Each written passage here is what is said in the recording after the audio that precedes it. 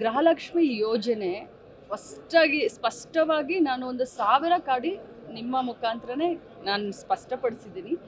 ಯಾರು BPL ಮತ್ತು APL ಹೊಂದಿರ್ತಾರೋ ಮತ್ತು ಯಾರು ಇನ್ಕಮ್ ಟ್ಯಾಕ್ಸ್ ಮತ್ತು GST ಕಟ್ಟೋದಿಲ್ವೋ ಅಂಥವ್ರಿಗೆ ನಾವು ಗೃಹಲಕ್ಷ್ಮಿಯನ್ನು ಕೊಡ್ತೀವಿ ಅಂತ. ಇವತ್ತು BPL ಕಾರ್ಡು ರದ್ದತಿಗಿನ್ನೂ BPLನಲ್ಲಿರುವಂಥ 80,000 BPL ಕಾರ್ಡನ್ನು APLಗೆ ಟ್ರಾನ್ಸ್ಫರ್ ಮಾಡಿದ್ದಾರೆ.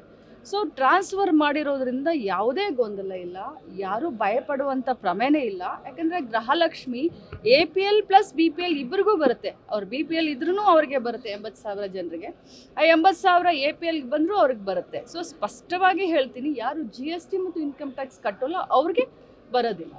ಗೃಹಲಕ್ಷ್ಮಿ ಯೋಜನೆ ಸ್ಪಷ್ಟವಾಗಿ ನಾನು ಒಂದು 1000 ಕಾಡಿ ನಿಮ್ಮ ಮುಖಾಂತರನೇ ನಾನು ಸ್ಪಷ್ಟಪಡಿಸಿದ್ದೀನಿ.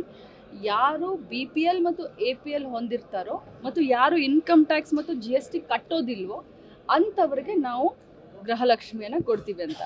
ಇವತ್ತು BPL ಕಾರ್ಡು ರದ್ದತಿಗಿನ್ನೂ BPLನಲ್ಲಿರುವಂಥ 80,000 BPL ಕಾರ್ಡನ್ನು APLಗೆ ಟ್ರಾನ್ಸ್ಫರ್ ಮಾಡಿದ್ದಾರೆ.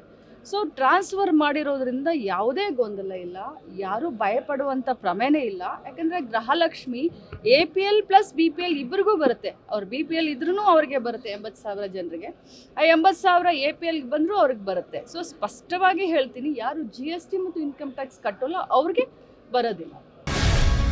ಗ್ಯಾರಂಟಿ ನ್ಯೂಸ್, ಸುದ್ದಿ ಖಚಿತ, ನ್ಯಾಯ ನಿಶ್ಚಿತ.